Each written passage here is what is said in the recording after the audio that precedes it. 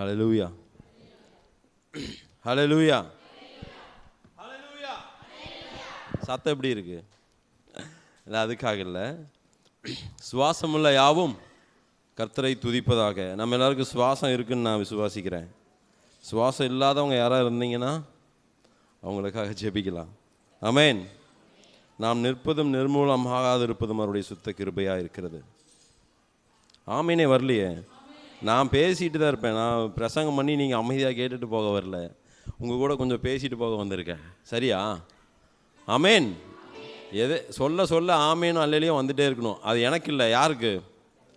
ஆண்டவருக்கு, பிதாக்கு. தேவன் கொடுத்த இந்த நல்ல வாய்ப்புக்காகவும் சபை போதகருக்கும் என்னுடைய நண்பராக இருக்கிற பாஸ்டர் ஜெபஸ்க்கும் பாஸ்டர் அம்மாவுக்கும் அவருடைய மனைவிக்கும் சபையார் அனைவருக்கும் இயேசு கிறிஸ்துவின் நாமத்தினாலே வாழ்த்துதலையும் நன்றிகளையும் தெரிவித்து கொண்டு நான் என்ன பிரசங்கம் பண்ணணும்னு எனக்கு ரொம்ப குழப்பமாக இருந்தது. அப்போது நான் பிரதர்கிட்ட பேசும்போது நான் வர்ஷிப் தான் பண்ணுறேன்னு சொன்னேன். அப்போது பிரதர் சொன்னார், நீங்கள் மெசேஜ் கொடுப்பீங்கன்னா நீங்கள் மெசேஜ் கொடுங்க, ஒன்றும் பிரச்சனை இல்லைன்னு. போன டிசம்பருக்கு முந்தின டிசம்பர், அதாவது 2022 டிசம்பர் நான் வர வேண்டியது.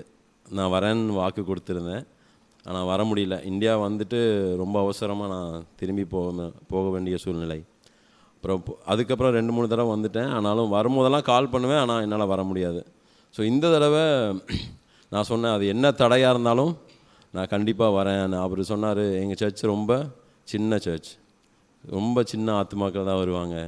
நான் சொன்னேன், நான் அதை விட ரொம்ப சின்ன ஆள், நான் அவ்வளோ பெரிய ஆளெல்லாம் இல்லை. யார் தான் பெரியவர்? தேவன் ஒருவரே பெரியவர். ஆமேன். அந்த விசுவாசம் நமக்கு இருந்தால் போதும்.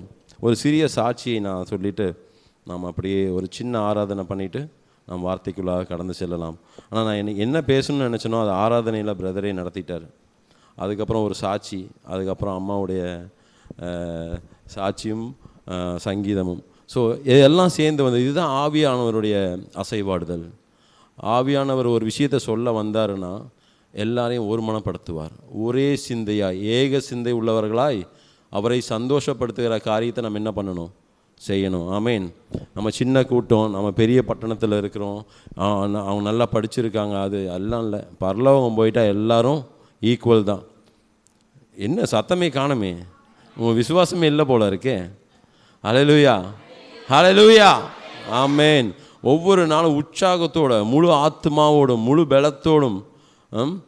பலத்தோடும் கூட நம்ம என்ன முழு இருதயத்தோடும் என்ன பண்ணணும்? ஆண்டவரை ஆராதிக்கணும். முழு இருதயம்னா என்ன? இங்கே உட்காந்துட்டு மதியானம் போகும்போது என்ன கறி வாங்கிட்டு போகலாம்? இல்லை அப்படி தான். நம்ம பட்டணத்துலலாம் பார்த்தீங்கன்னா சபை முடிஞ்சோன்னு பார்த்தா கறிக்கடையில் பெரிய கியூ நிற்கும். எல்லாம் வெள்ளையும் சொல்லையுமா வந்து நிற்பாங்க, பைபிள் வச்சுட்டு லைனாக நிற்பாங்க. இதில் ஒரு சிலர் என்ன பண்ணுவாங்க தெரியுமா? அவங்க ரொம்ப ஸ்மார்ட்டாக யோசிப்பாங்க.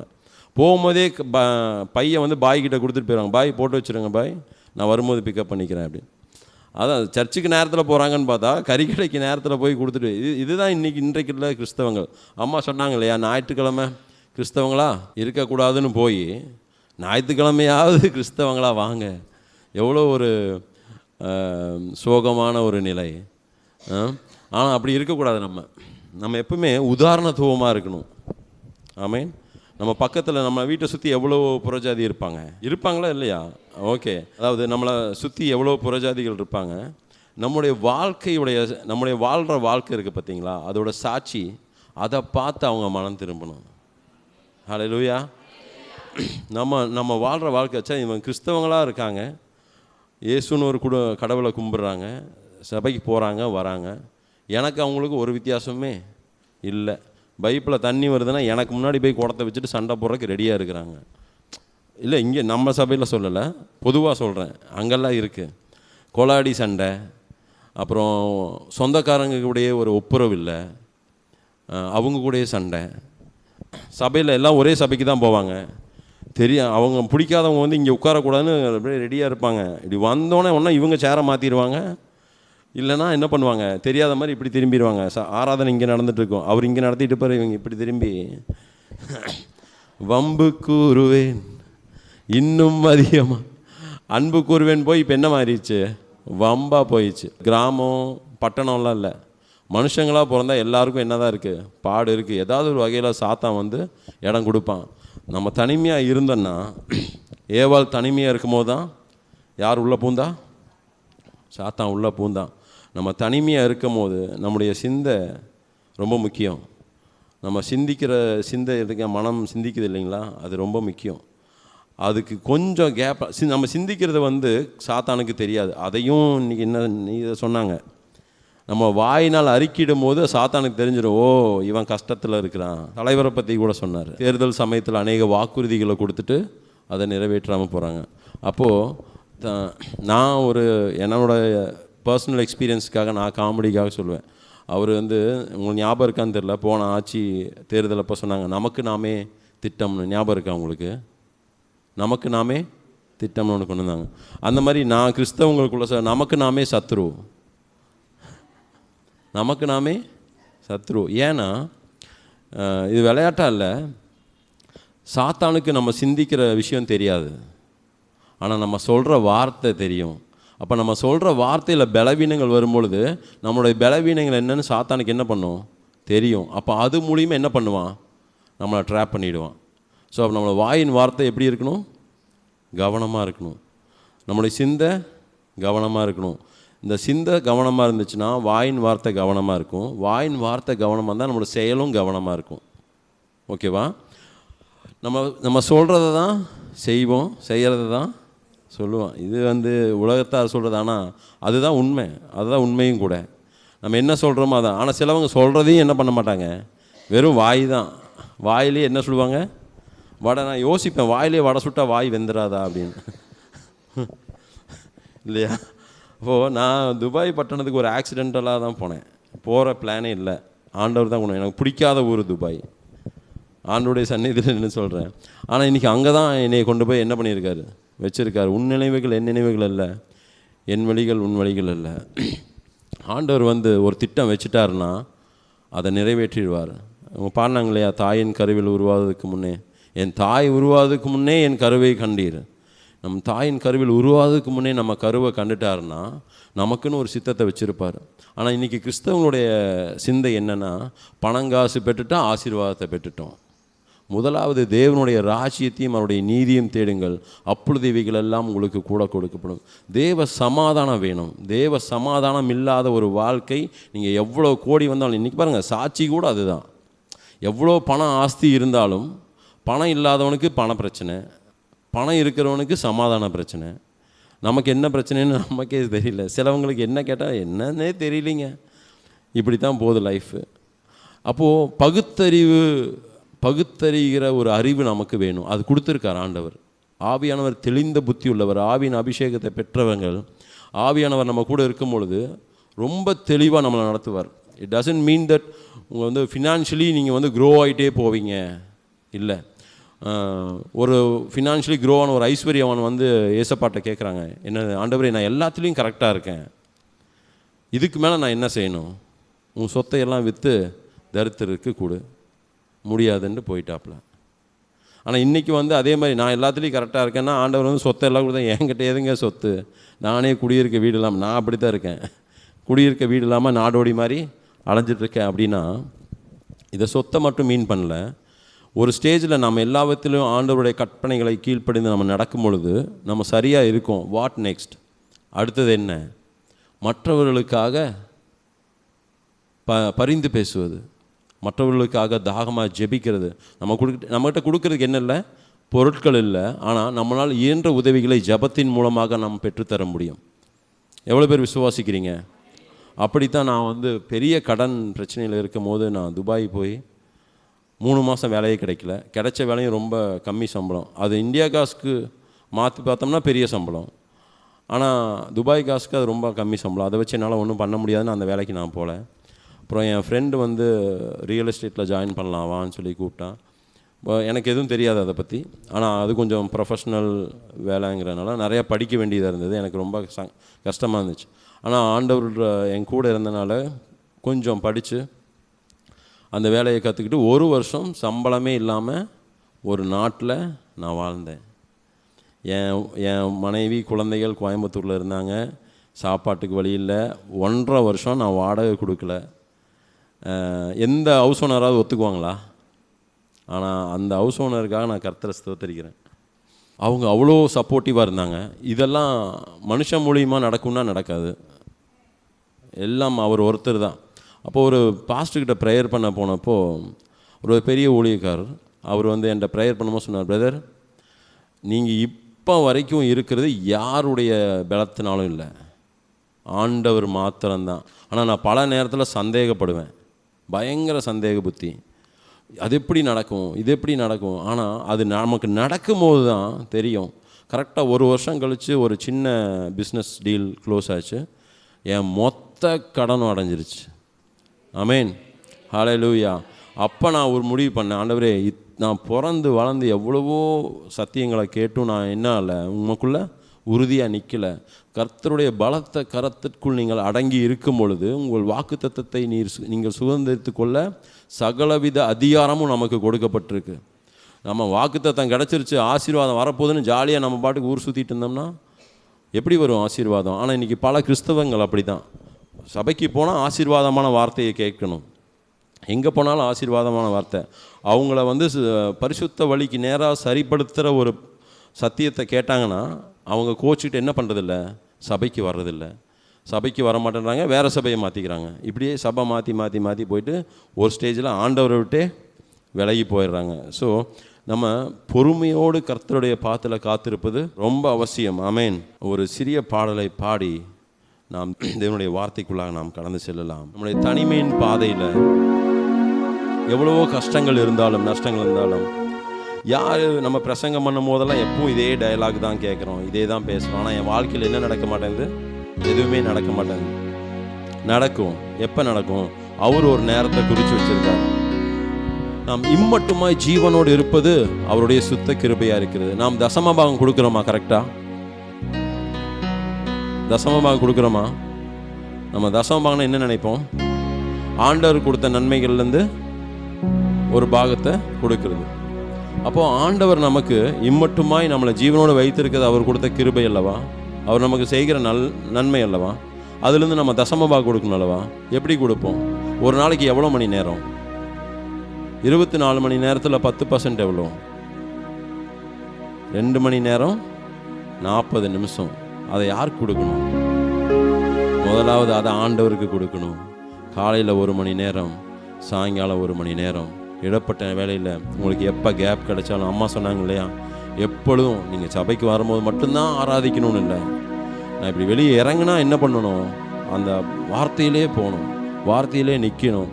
நீங்கள் சும்மா இப்படி சொல்லிட்டு போயிடுவீங்க பிரதர், இங்கே இருக்கிற கஷ்டமெல்லாம் எங்களுக்கு தான் தெரியும், ஆண்டவருக்கு தெரியும். உங்களை விட ஆண்டவருக்கு நல்லா தெரியும் உங்களோட கஷ்டம் என்னன்ட்டு. நம்ம இங்கே சந்தோஷமாக வாழ்கிறத விட அங்கே அவரிடத்துல நம்ம வாழ்கிறது தான் மிகப்பெரிய ஆசீர்வாதம். அதுக்கப்புறம் இங்கே வர்ற கஷ்டங்கள் பாடுகள் எல்லாருக்கும் உண்டு. அதையெல்லாம் மேற்கொள்ள பலன் தருவார், ஒரு சமாதானத்தை கொடுப்பார். தேவ சமாதானம் முக்கியம். நாம் அப்படியே கண்களை மூடினாம். தனிமையில் அழுத போது தேற்றிட யாரும் இல்ல, தள்ளாடி நடந்த போது தாங்கிட யாரும் இல்ல. தனிமையில் அழுத போது தேற்றிட யாரும் இல்ல, தள்ளாடி நடந்த போது தாங்கிட யாரும் இல்ல. கதறி அழுத நேரத்தில் என் கண்ணீர் துடைக்கும் உங்க கிருபை. கதறி அழுத நேரத்தில் என் கண்ணீர் துடைக்கும் உங்க கிருபை. உங்க கிருபை இல்ல நானும் இல்ல. கரங்களை உயர்த்தி சொல்லலாமா? உங்க கிருபை இல்ல நானும் இல்ல. உங்க கிருபை வேண்டுமே, உங்க கிருபை வேண்டுமே, உங்க கிருபை போதுமே. உங்க கிருபை இல்லாம நான் ஒன்றும் இல்லையே. உங்க கிருபை வேண்டுமே, ஓ உங்க கிருபை போதுமே. உங்க கிருபை இல்லாம நான் ஒன்றும் இல்லையே. இயேசுவே, நான் என்று சொல்ல எனக்கு எனக்கொன்றும் இல்லை, திறமைன்னு சொல்ல என்னிடம் எதுவும் இல்லை. நான் என்று சொல்ல எனக்கொன்றும் இல்லை, திறமைன்னு சொல்ல என்னிடம் எதுவும் இல்லை. தகுதியில்லா என்னை உயர்த்தினது உங்க கிருபை, தகுதியில்லா என்னை உயர்த்தினது உங்க கிருபை. உங்க கிருபை இல்லைனா நானும் இல்லை. ஓ, உங்க கிருபை இல்லைனா, சத்தமா ஒருத்த சத்தமா, உங்க கிருபை இல்லைனா, உங்க கிருபை இல்லைனா நானும் இல்லை. பரலோகம் திறக்கப்படணும். ஆமென். உங்க கிருபை இல்லைனா நானும் இல்லை. உங்க கிருபை இல்லைனா, உங்க கிருபை இல்லைனா நானும் இல்லை. உங்க கிருபை இல்லைனா, உங்க கிருபை இல்லைனா நானும் இல்லை. உங்க கிருபை வேண்டுமே, உங்க கிருபை வேண்டுமே, உங்க கிருபை போதுமே. உங்க கிருபை இல்லாம நான் ஒன்றும் இல்லையே. உங்க கிருபை வேண்டுமே, ஓ உங்க கிருபை போதுமே. உங்க கிருபை இல்லாம நான் ஒன்றும் இல்லையே. இயேசுவே, இயேசுவே, இயேசுவே.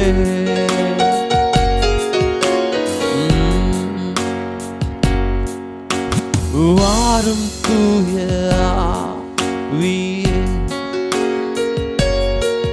உம் பிரசன்னத்தை வாஞ்சிக்கிறோம். வல்லமையால் எங்களை நிறைத்து நீர் ஆளுகை செய்யும். மீண்டும் ஒரு விசை பாடலாமா? ஓ வாரும் தூய ஆவியே, உங்க பிரசன்னத்தை வாஞ்சிக்கிறோம். வல்லமையால் என்னை நிறைத்து நீர் ஆளுகை செய்யும். வல்லமையால், வல்லமையால் என்னை நிறைத்து நீர் ஆளுகை செய்யும். நீர் ஆளுகை செய்யும், நீர் ஆளுகை செய்யும். ஓ நீர் ஆளுகை செய்யும். வந்திருக்கிற ஒவ்வொரு மேலும் தேவ கரம் இருக்கட்டும், உம்முடைய ஆவி தங்கி இருக்கட்டும். எங்களை வெறுமையாக்குகிறோம் அப்பா. உம்முடைய வார்த்தையினாலும், உம்முடைய ஆவியினாலும், உம்முடைய வல்லமையினாலும், உம்முடைய கிருபையினாலும், உம்முடைய இரக்கங்களினாலும் எங்களை நிரப்புவீராக. பரிசுத்தர் நீர் வெளிப்படுவீராக, நீர் இசைப்பாடுவீராக. ராஜா, எல்லா துதி கனம் மகிமையும் ஒருவருக்கே செலுத்துகிறோம். இயேசுவின் மூலம் ஜெபிக்கிறோம் எங்கள் ஜீவனுள்ள நல்ல தகப்பனே. ஆமென். ஹல்லேலூயா. நாம் ஆராதனையில் கேட்ட அதே காரியங்களையும் நாம் தொடர்ந்து கேட்டுக்கொண்டிருக்கிற அந்த சாட்சிகளிலிருந்து நாம் சில வார்த்தைகளை நாம் தியானிக்கலாம். ஒரு பில்டிங் கட்டணும்னா அதுக்கு எது ரொம்ப முக்கியம் சொல்லுங்கள்? அஸ்திபாரம். வெரி குட் பா, செம்ம டியூனில் இருக்கீங்க. ஒரு பில்டிங் ஸ்ட்ராங்காக இருக்கணும்னா எது ஸ்ட்ராங்காக இருக்கணும்? அஸ்திபாரம். அஸ்திபாரம் ஸ்ட்ராங்காக இருந்துச்சுன்னா அந்த கட்டடம் இடிஞ்சு விழுந்தால் கூட வேறு ஏதாவது கொலாப்ஸ் ஆகி அஸ்திபாரம் இல்லாமல் நாம் மீண்டுமாக அந்த கட்டடத்தை என்ன பண்ண முடியும்? கட்டி எழுப்ப முடியும். அப்போது கிறிஸ்துவர்களாக நமக்கு அஸ்திபாரம் என்ன? இயேசு கிறிஸ்து. ஆனால் விசுவாசம் என்பது ரொம்ப முக்கியமாக இருக்குது. அந்த விசுவாசத்துக்கெல்லாம் முன்னால் ஒரு அடித்தளம் இருக்குது. நாம் என்றைக்கும் வசனத்தை, எந்த வசனம் கேட்டாலும் அது நம்முடைய வாழ்க்கையில் லைஃபோட என்ன பண்ணணும்? கனெக்ட் பண்ணி பார்க்கணும். அது பைபிள் வசனத்தையும் வாழ்க்கையும் பிரித்து பார்த்தோம்னா அது என்றைக்கும் என்ன சேராது? நம்ம வாழ்க்கையோடு சேரவே சேராது. அப்போ அதனால தான் நம்ம அதை எட்ட நின்று பார்க்குறோம். ஞாயிற்றுக்கிழமை மட்டும் வந்துட்டு போகிறோம். அது நம்ம கூட சேர்ந்து இருந்துச்சுன்னா எல்லா நாளும் எல்லா நேரமும் என்ன பண்ணுவோம்? வார்த்தையோடையே இருப்போம். இருதயத்தின் நிறைவால் எது பேசும்? வாய் பேசும். அப்போ நம்ம வாயிலேருந்து வர வார்த்தை கெட்ட வார்த்தையா நல்ல வார்த்தையா? நல்ல வார்த்தையாக இருக்கணும். இதையும் இன்றைக்கி சொன்னாங்களா இல்லையா? அப்போது நம்ம கெட்ட வார்த்தை பேசுகிறீங்கன்னு சொல்லலை, இல்லை நம்ம வந்து நல்ல வார்த்தை மட்டுமே பேசிகிட்டு இருந்தாலும் இது ஏதோ ஒரு வகையில் ஆவியானவர் வந்து ஒரு விஷயத்தில் நம்ம சஸ்டெயினாக இருக்கிறதுக்கு, அதாவது தொடர்ந்து நாம் அதில் நிற்பதற்காக மீண்டும் மீண்டும் என்ன பண்ணுவார்? அதை நமக்கு கற்றுக் கொடுப்பார். அப்போ நம்ம அந்த ஒரு விஷயத்தில் நம்ம பலவீனர்களாக இருக்கலாம். இப்போ நம்ம சொல்லுவோம் இல்லையா, குழந்தைங்களுக்கிட்டே உனக்கு எவ்வளோ தடவை சொல்கிறது, ஒரு தடவை சொன்னால் கேட்க மாட்டியா? அப்போது நம்ம ஒரே காரியத்துக்காக எத்தனை தடவை போய் ஆண்டவர்கிட்ட மன்னிப்பு கேட்டிருப்போம். இப்போ ஆண்டவர் என்ன நினைப்பார்? இவனுக்கு ஒரு வேலையே இல்லையா, எப்போ பார்த்தாலும் வர்றான், இதையே செய்கிறான், திருப்பியும் போய் மன்னிப்பு கேட்குற, திருப்பியும் போய் அதே பாவத்தில் விழுகிறான், திருப்பியும் வந்து என்ன கேட்குறான்? மன்னிப்பு கேட்குறான். ஆனால் ஆண்டவர் மன்னிக்கிறாரு. ஆனால் நம்ம மன்னிக்கிறோமா? நம்ம சொந்தக்காரங்களை மன்னிக்கிறோமா? இல்லை. அப்போது நம்முடைய சிந்தை, நம்முடைய வார்த்தை, நம்முடைய செயல், சொல்லுங்கள், சிந்தை, வார்த்தை, செயல், இது கண்ட்ரோல்டாக இருந்துச்சுன்னா மற்றதெல்லாம் என்னாகும்? கண்ட்ரோல்டாக இருக்கும். முதலாவது நாம் சிந்தையை பற்றி நாம் பார்க்கலாம். வாசிக்கலாம். மார்க்கு 7:14-15 வாசிங்களேன். எங்கே வெளியிருந்து உள்ளே வர்றது எதுவும் மனுஷனை தீட்டுப்படுத்தாது. எங்கே இருக்கிறது தீட்டுப்படுத்துதாமா? உள்ளே இருக்குது. அப்போ உள்ளே இருக்கிறது என்னது? சிந்தை. 2 விதமான, உனக்கு சுய புத்தியே கிடையாதா அப்படின்னு நம்ம கேட்போம்ல. அப்போது சுயமாக நம்ம சிந்திக்கிற சிந்தை ஒன்று இருக்குது, நம்ம மனதில் சிந்திக்கிறது. மற்றது வேறு யாராவது சொல்லுவாங்க, இதை கொஞ்சம் சிந்திச்சு பாரு அப்படின்னு ஒரு வார்த்தை என்ன பண்ணுவாங்க? காதில் போட்டு போவாங்க. நம்ம அதை என்ன பண்ணுவோம்? சிந்திப்போம். ஆமாவா இல்லையா? நீங்கள் அமைதியாக இருக்கிறத பார்த்தா நான் ஏதோ புதுசாக பேசுகிற மாதிரியும், நமக்கு அதுக்கு சம்பந்தமே இல்லாத மாதிரி இருக்கே. அப்போது நாம் சுயமாக என்ன பண்ணுவோம்? சில காரியங்களை சிந்திப்போம். சிந்திச்சுட்டு என்ன பண்ணுவோம்? இவன் அப்படித்தான், யார் அவர் அப்படித்தான், இவர் அப்படித்தான் என்ன பண்ணுவோம்? நம்ம சுய நீதியில் நிற்போம். நம்ம கரெக்டாக தான் யோசிச்சுருப்போம். நம்மளால் என்ன பண்ணுவான்? சைடில் வந்து டே அவன் அப்படி இல்லை இப்படித்தான்னு காதில் போட்டு போயிடுவான். நம்ம என்ன பண்ணுவான்? அதை யோசிக்க ஆரம்பிச்சிருவோம். ஓ அப்போ அவன் சொன்னால் அது என்ன பார்க்கும்? கரெக்டாக தான் இருக்கும். ஓகேவா? அப்போது நம்முடைய சிந்தை எங்கேருந்து புறப்படுது? முதல்ல நம்மளை உள்ளிலேருந்து தான் வெளியே வருது, நம்ம மனதிலேருந்து தான் வெளியே வருது. அப்போது நம்ம சிந்தை வந்து எவ்வளோ கவனம், வெளியிருந்து போகிறது என்ன பண்ணாது? மனுஷனை தீட்டுப்படுத்த. ஆண்டவர் சொல்கிறார், உள்ளேருந்து வர்ற சிந்தை வந்து எப்படி இருக்கணும்? கிறிஸ்துவின் சிந்தையாக இருக்கணும். ரோமர் 12:2 வாசிங்களேன். நீங்கள் இந்த பிரபஞ்சத்திற்கு ஒத்த வேஷம் தெரியாமல், அப்படின்னு என்ன? இந்த உலகத்துக்கு கூட சேர்ந்துட்டு நான் உலக மனுஷன்தான், நானும் உலகத்துக்கு உரியவன் தான் அப்படிங்கிற வேஷம் தெரியாமல், உலகத்துக்குரிய காரியங்களை இச்சித்து அதன்படி நடவாமல், ஆண்டவர் சொல்கிற காரியம் தேவனுடைய நன்மையும் பிரியமும் பரிபூர்ணமுமான சித்தம் இன்னதென்று பகுத்தறியத்தக்கதாக உங்கள் மனம் புதிதாகிறதுனாலே மறுரூபாங்கள். மனதிலிருந்து தான் என்ன வரும்? சிந்தை வரும். மனமும் சிந்தையும் என்ன தான்? ஒன்று தான். அப்போது உங்களுடைய மனம் என்ன ஆகணும்? புதிதாகிறதுனாலே. மனதை புதிதாக்கணும் அப்படின்னா அந்த இடத்துல எதை கொண்டு போய் வைக்கணும்? இப்போ அந்த சட்டை அழுக்காயிருச்சு, குறை சொல்கிறவங்க குறை சொல்லிட்டே தான் இருப்பாங்க. ஒருத்தர் என்ன பண்ணாராம், சர்ச்சுக்கு வந்து கலர் சட்டையில் போனாராம். ஆனால் அந்த சர்ச்சில் இருக்கிறவங்க எல்லாம் என்ன சட்டை போட்டிருந்தாங்களாம்? வெள்ளை சட்டை போட்டிருந்தாங்களாம். அப்புறம் அவரை பார்த்து சொன்னாங்களாம், ஆனால் இவர் வந்து என்ன ரொம்ப தாழ்மையான மனுஷன். உடனே அவர் யார், எந்த ஊரில் நடந்ததுன்னெலாம் கேட்கக்கூடாது, அது வந்து ஒரு கதை. அவர் வந்து ஒரு தாழ்மையான மனுஷன், ஊமை. ஆண்டவர் அதிகமாக ஊமையை சொல்லி பிரசங்கம் பண்ணுவார் இல்லையா, அது மாதிரி இது ஒரு ஊமை. அப்புறம் எப்போ பார்த்தாலும் கலர் சட்டையிலே வராமல், நாங்களாம் வெள்ளை சட்டையில் தானே வரோம் இன்னும். அப்போ வெள்ளை சட்டை தான் போட்டு வரணும் போல் இருக்குன்ட்டு அடுத்த வாரம் என்ன பண்ணாராம்? வெள்ளை சட்டை அவர்கிட்ட இல்லை, இப்போ இருக்கிற சட்டையிலே வெள்ளை சட்டை மாதிரி ஒரு சட்டையை என்ன பண்ணாராம்? போட்டு போனாராம். அப்போ சொன்னேன், என்னடா இவ்வளோ கரை இருக்குது, போட்டு வந்தால் வெள்ளை சட்டையாக போட்டு வா, இல்லைனா வராத அப்படின்னு சொல்லி அவரை வந்து என்ன படுத்திட்டாங்க? அவமானப்படுத்தி அமிச்சிட்டாங்களாம். அவரும் கொஞ்சம் பொறுமைசாலி, சரி பரவாயில்ல நல்லதுக்கு தானே சொல்கிறாங்க அப்படின்னு சொல்லிட்டு அடுத்த வாரம் என்ன பண்ணுறாராம்? கையில் காசு வச்சு அந்த காசை கொடுத்து நல்ல புது வெள்ளை சட்டையாக போட்டு வந்துட்டாராம். அப்போ என்ன சொல்லியிருப்பாங்கன்னு நினைக்கிறீங்க? இப்போ தான் கரெக்டாக வெள்ளை சட்டை போட்டு சர்ச்சுக்கு வந்தான்னு சொல்லியிருப்பாங்கன்னு நினைக்கிறீங்களா? சொல்ல மாட்டாங்க. என்ன சொன்னாங்க? பெரிய பரிசுத்தமான மாதிரி வெள்ளையும் சொல்லையும் வந்து நிற்கிறான். எப்படி? இதுதான் உலகம். அவங்க யார் என்னென்னலாம் நமக்கு கவலையே இல்லை. உலகம் இப்படி தான் நம்மளை என்ன பண்ணோம்? குறை சொல்லிகிட்டே இருக்கும். நின்னா குறை, உட்காந்தா குறை. அவங்க நம்ம சபையிலையும் இருப்பாங்க, நம்ம வீட்டில் கூட இருப்பாங்க. வீட்டில் கூட என்ன செய்வாங்க, இருப்பாங்க. இதையெல்லாம் இந்த காதில் கூட, இந்த காதில் கேட்டு இந்த காதில் விடுன்னு சொல்லுவாங்களே, கேட்டால் கூட உள்ளே போகிறக்கு ஒரு வாய்ப்பு இருக்குது. நம்ம என்ன பண்ணணும், இந்த காதிலேயே வாங்கக்கூடாது.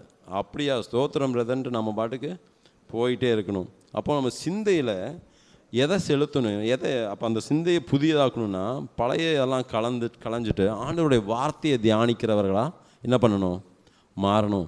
அது தியானிக்கும் பொழுது அந்த சிந்தை நம்மளை என்னவாக்கும், மறுரூபமாக்கும். ஆமேன். ஆண்டவருடைய நன்மை நம்மளை என்ன பண்ணும், மறுரூபமாக்கும். இப்போ ஆண்டவர் செஞ்ச நன்மைகளை ஒவ்வொரு நாளும் நான் நினைத்து பார்த்து நம்ம அதுக்கு நன்றி சொல்லணும். ஆண்டவர் நம்ம இம்மட்டுமாய் வைத்திருக்க கிருபைக்காக நன்றி சொல்லணும்.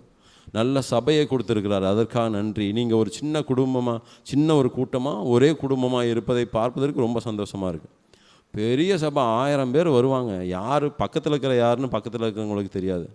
அப்புறம் ஒரு 6 வருஷம் கழித்து பார்த்து, ஓ நீங்கள் அந்த சர்ச்சு தானா, ஆமாம் நானும் அதே சர்ச்சு தான், உங்களை பார்த்ததே இல்லையே, நானும் 10 வருஷமாக வரேன், நானும் 10 வருஷமாக. அப்போ நீங்கள் எங்கே உட்காருவீங்க, நான் அந்த கடைசியில் உட்காருவேன், நான் இந்த கடைசியில் உட்காருவேன், எதுக்கு சர்ச்சுக்கு வர்றீங்கன்னு எனக்கு தெரியல. அது சொன்னாங்க, அம்மா சொன்னாங்க இல்லையா, நம்ம முடிச்சுட்டு போகும்போது ஆத்துமாவை போடும்போது ஒரு மரத்துக்கிட்ட இன்னொரு ஆள், அடுத்த மரத்துக்கிட்ட இன்னொரு ஆள், அப்படி இருக்கக்கூடாது. சின்ன கூட்டமாக இருக்கும்போது தான் அந்த ஐக்கியம் ரொம்ப நெருக்கமாக கூடும். ஒருத்தருக்கு ஒருத்தர் நாமே திருச்சபை, கிறிஸ்துவின் திருவுடல், ஒவ்வொருவரும் அதன் தனித்தனி உறுப்புகள். நமக்கு என் கை, இந்த கை உடஞ்சிருச்சுன்னா இந்த கை பார்த்துட்டு, உடஞ்சிட்ட பார்த்தியா வலிக்குதா அப்படின்னு சொல்லுமா? இந்த கை தான் இந்த கைக்கு என்ன பண்ணும், மருந்து பண்ணும். அப்படி தான் நம்ம சபையில் ஒருத்தங்களுக்கு ஏதாவது ஒரு துன்பம் வந்துச்சுன்னா அவன் பண்ணதுக்கு அவனுக்கு வேணும் அப்படின்னு நம்ம என்ன பண்ணக்கூடாது, ஜட்ஜ் பண்ணக்கூடாது. நம்மளை சிந்தை அப்படி தான் யோசிக்கும். நம்ம சிந்தை என்ன சொல்லும், அப்படி தான் சொல்லும். என்ன பண்ணும், அவங்களுக்காக போய் பாரப்பட்டு ஜெபித்து நம்மளால் முடிந்த உதவிகளை செஞ்சு அவங்கள ஆறுதல் படுத்தணும். அதுதான் ஒருத்தருக்கு ஒருத்தர் ஒரு சகோதர அன்பு. அப்போ நம்ம சிந்தை என்ன சொல்லுதோ அதுதான் வார்த்தை வரும். இருதயத்தின் நிறைவாலும் வார்த்தை என்ன பண்ணும், பேசும். ஆனால் அந்த சிந்தை இருக்குது பார்த்தீங்களா, அதுதான் மெயின் கீ. அந்த சிந்தை தான் கிரியேட் பண்ணும். இருதயம் எப்படி வேணாலும் மாறும், ஆனால் அந்த சிந்தை விஷயத்தை உருவாக்கும். அந்த சிந்திச்சுட்டே இவன் எப்போ பார்த்தாலும் பைத்தியக்கார மாதிரி யோசிச்சுட்டே இருக்கிறான் சொல்லுவோமா இல்லையா? அப்போது அவன் அந்த யோசித்தாங்கன்னா அது ரொம்ப டீப்பாக போய் ஒரு பாதிப்பை ஏற்படும்.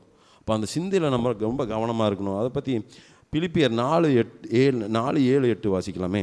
இப்போது சிந்தை வேற, இருதயம் வேற வந்துச்சா? ஆண்டவர் வசனம் சொல்கிறார் இல்லையா, பவுல் சொல்கிறாரு, சிந்தை வேற, எது வேற, இருதயம் வேற. அப்பொழுது எல்லா புத்திக்கும் மேலான தேவ சமாதானம் உங்கள் இருதயங்களையும் உங்கள் சிந்தைகளையும் கிறிஸ்து இயேசுவுக்குள்ளாக என்ன பண்ணும், காத்துக்கொள்ளணும். அப்போ நம்ம இருதயத்தையும் காத்துக்கொள்ளணும், சிந்தையும் காத்துக்கொள்ளணும். ரெண்டும் வேறு வேறு தான், ரெண்டும் ஒன்றும் கிடையாது. ரெண்டையும் நம்ம வேறு வேறையாக நம்ம காத்துக்கொள்ளணும். ஏன் காத்துக்கொள்ளணும், அதுக்கு சொல்கிறார் பாருங்க, அது கீழே கடைசியாக சகோதரரே, உண்மை உள்ளவைகளோ, நம்ம எதெல்லாம் சிந்திக்கணும்னு ஆண்டவர் சொல்கிறார் பாருங்க.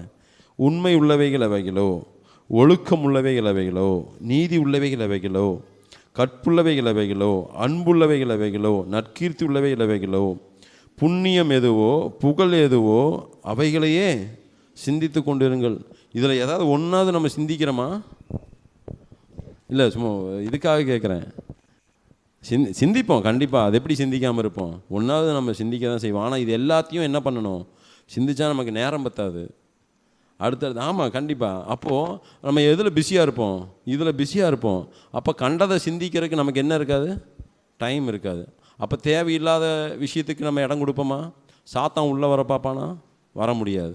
இல்லை, நீங்கள் பார்க்குறத பார்த்தா அது எப்படி அவன் ஆல்ரெடி வந்துட்டாங்கிற மாதிரில பார்க்குறீங்க. இல்லைல்ல, வர முடியாது. ஸோ நம்ம அதுதான் வேணும். இது சும்மா ஒரு பிரசங்கத்துக்கு நல்லா இருக்கலாம், கேட்கறதுக்கு நல்லா இருக்கலாம். ஆனால் வாழ்க்கையில் நீங்கள் செயல்படுத்தும் பொழுது அது உண்மையாலுமே உங்களுக்கு ஆசீர்வாதமான ஒரு வாழ்க்கை. அதுதான் உங்களை என்ன பண்ணும், மறுரூபமாக்கும்.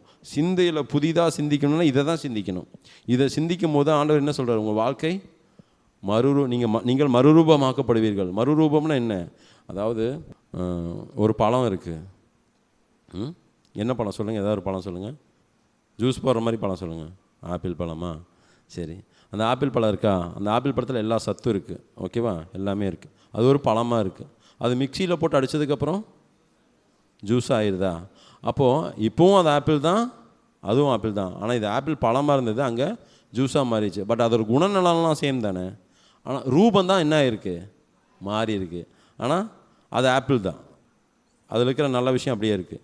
நம்ம பழைய ஆள் தான். இந்த புது விஷயங்களெல்லாம் வரும்போது நம்ம புதிய மனுஷனாக மாறிடுவோம். அதற்காக போய் புது சட்டையை போட்டுட்டு மேக்கப்பெல்லாம் பண்ணி ஆளே மாறி வர்றதில்லை. நம்முடைய குணநலங்கள் மாறிவிடும், நம்முடைய செயல்பாடுகள் மாறிவிடும், நம்மளுடைய அணுகுமுறை மாறிவிடும். நம்ம மற்றவங்ககிட்ட பேசும்போது நம்ம வாயிலேருந்து என்ன வரும்? சமாதானம், தேவ சமாதானமும் சுவிசேஷம் மாத்திரம்தான் வரும். தேவையில்லாத வார்த்தைகள் வராது.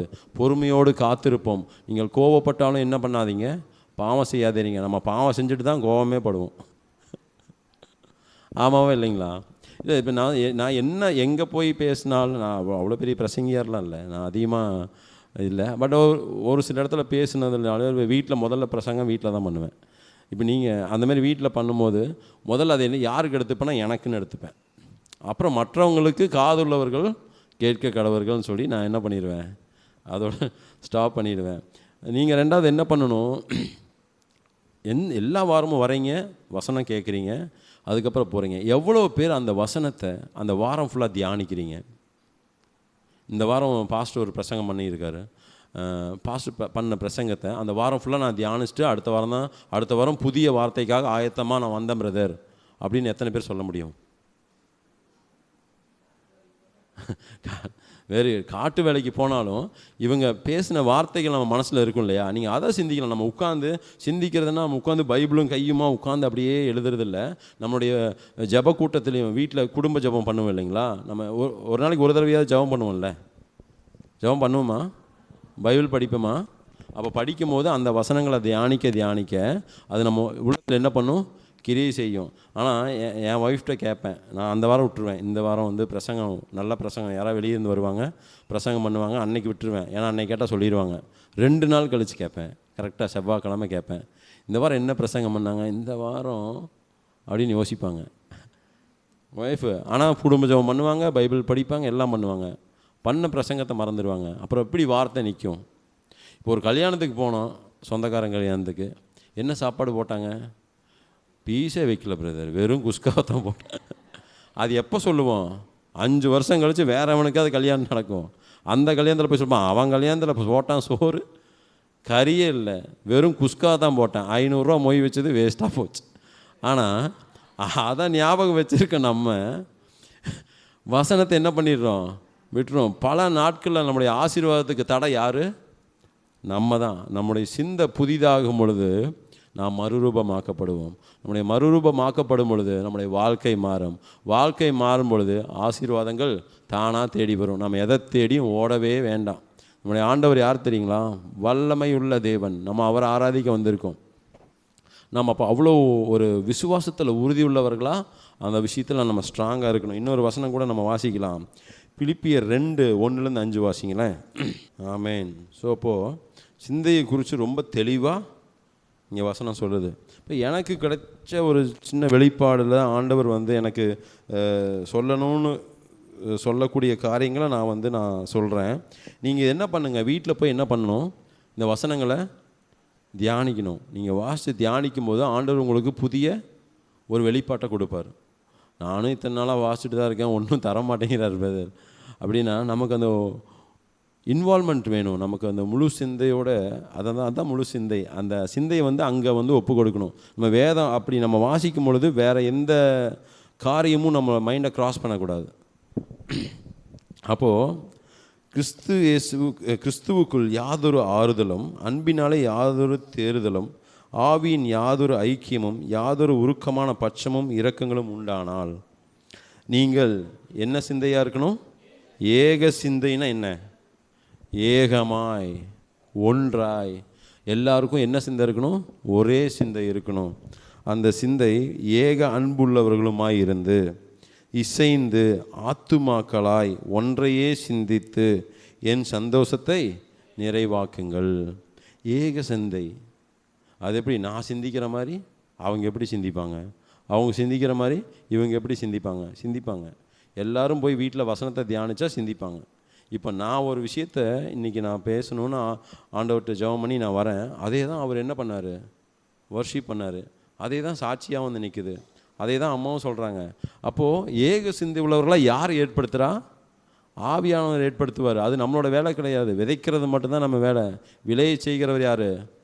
ஆமேன். ஆவியானவர் அவர் பார்த்துக்குவார், கர்த்தர் விளைய செய்வார். அப்போது நம்ம அதை ஒரு விஷயத்தை செய்யும்போது பலனை எதிர்பார்த்து என்ன பண்ணக்கூடாது, செய்யவே கூடாது. செய்ய வேண்டியது நம்ம கடமை, செஞ்சிடணும், அவ்வளோதான். மீதியெல்லாம் யார் பார்த்துக்குவா? ஆண்டவர் பார்த்துக்குவார். அதுக்கப்புறம் ஏக அன்புள்ளவர்களுமாக இருந்து ஒரே அன்பு இருக்கணும். அது எப்படி ஒரே அன்பு இருக்கும்? ஒரு சொந்தக்காரங்க வந்தால் சிக்கன் வாங்கிட்டு வந்து டக்குன்னு குழம்பு வைக்கிறோம். இன்னொரு சொந்தக்காரங்க வந்தால் டீ வைக்கலாமா வேண்டாமான்னு யோசிக்கிறோம். ஏக அன்பு இருக்கா? இல்லை. இன்னொரு சொந்தக்காரங்க வந்தால் ஏண்டா வந்தால் வாங்க வாங்க, வெளியே வார்த்தை என்ன சொல்லும்? வாங்க வாங்க. ஆனால் உள்ள இவன் எதுக்குடா வந்தான் அப்படின்னு உள்ளே பேசும். அப்போது இதெல்லாம் எனக்கு நடந்த விஷயம், நான் அதை ஷேர் பண்ணுறேன். நீங்கள் இது வந்து குறையாக எடுத்துக்கக்கூடாது. இது வந்து ஒரு எக்ஸாம்பிளாக ஒரு உதாரணத்துக்காக நம்ம சொல்கிறோம். ஆனால் இதுலேயும் நமக்கு என்ன இருக்கணும்? ஏக அன்பு. உன்னிடத்தில் நீ அன்பு கூறுவது போல் பிறனிடத்தில் அந்த பிறன் வந்து யாராக இருக்கலாம். ஆண்டவர் அந்த இடத்துல யாரை வேணாலும் கொண்டு வந்து வைப்பாங்க. அந்த பிறன் இடத்தில் அன்பு கூறு. அந்த பிறன் யார்? எங்கள் அப்பா, எங்கள் அம்மா, என் பையன், என் பொண்ணு, என் மனைவி, என் தங்கச்சி, அக்கா. அதை விட்டா எங்கள் அம்மாவோட தங்கச்சி, எங்கள் சித்தி குடும்பம். அப்படி இல்லை. அந்த பிறனில் யாராக வேணா இருக்கலாம். நம்முடைய பரம விரோதியாக கூட இருக்கலாம். ஆமாம், அந்த இடத்துல என்ன பண்ணணும்? ஆனால் இது ரொம்ப கஷ்டமான விஷயம். ஆனால் செஞ்சு பாருங்களேன், அதுக்கப்புறம் ஒரு சேஞ்ச் வரும் உங்கள் வாழ்க்கையில். யாராவது தப்பு பண்ணி அதனால் ஒரு சின்ன ஒரு சண்டை வந்து அந்த தவறுக்காக நாம் போய் மன்னிப்பு கேட்டிருக்கோமா? இப்போ நான் தப்பு செஞ்சால் நான் போய் மன்னிப்பு கேட்கலாம், ஒரு நியாயம் இருக்குது. அவன் செஞ்ச தப்புக்கு நான் ஏன் போய் மன்னிப்பு கேட்கணும்? நியாயம்தானே, நியாயம்தானே. ஆனால் ஆண்டவர் என்ன சொல்கிறாரு? ஒருவன் ஒரு கன்னத்தில் அறைந்தால் அது எதுக்கு அறைந்தால்னு போட்டிருக்கா? அறைவான், காரணமே இல்லாமல் அரைஞ்சால் நம்ம என்ன பண்ணணும்? இந்த கன்னத்திலே அறடான்னு அது முடியுமா? அவன் கை ஓங்கும் போதே நம்ம அங்கே வச்சுருவோம். அவன் கை எதுக்கு ஓங்கியிருப்பானே நமக்கு தெரியாது. நம்மளை அடிக்கிறதுக்கு தான் ஓங்கினானா, அண்ணான்னு கட்டி பிடிக்கிறதுக்காக வந்தானான்னு தெரியாது. அதுக்கு முன்னாடி நம்ம என்ன பண்ணுவோம்? நான் யார் தெரியுமா உனக்கு அப்படின்னு என்ன சொல்லுவோம்? நம்மளுடைய பெருமையை பற்றி பேசுவோம். நான் உங்களை சொல்லலை, பொதுவாக நடக்கிற விஷயங்களை சொல்கிறேன். நான் பல சபைகளில் பிரசங்கர் சொல்லும் போது நான் உங்களை சொல்ல எங்கள் சபையில் அப்படி நடந்துச்சு, உங்களை சொல்ல அங்கே சபையில் நடந்துச்சுன்னு சொல்லுவாங்க. ஆனால் அங்கே ஆவியானவர் வந்து உணர்த்துவார். இதை சொல்ல ஏதாவது ஒரு வகையில் இது உங்களுக்கு இல்லைன்னா கூட இந்த சத்தியத்தை போய் நீங்கள் என்ன பண்ணுவீங்க? வேறு யாருக்காவது சொல்லுவீங்க. அப்போது அது வந்து அவங்களுக்கு பிரயோஜனமாக இருக்கும். ஏதாவது ஒரு வகையில் ஒரு பாஸ்டர் சொன்னார், ஒரு கேன்சர் பேஷண்ட்டுக்காக நான் ப்ரேயர் பண்ணி பிரதர், அவங்க மறிச்சே போயிட்டாங்க.